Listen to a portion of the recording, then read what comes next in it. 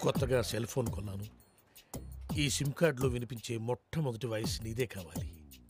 అందుకే సావిత్రిని కూడా కాదని మొదటిగా నీకే ఫోన్ చేశాను. నెంబర్ చెప్తాను, రాసుకో. 9848032919. చేస్తావు కదా?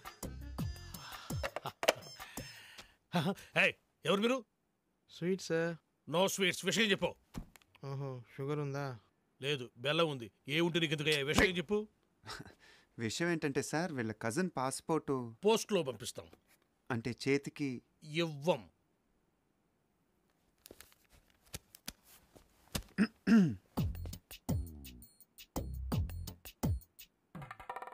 డబ్బులు బయటపడున్నాయి మీవా సార్? కావు, మీవి.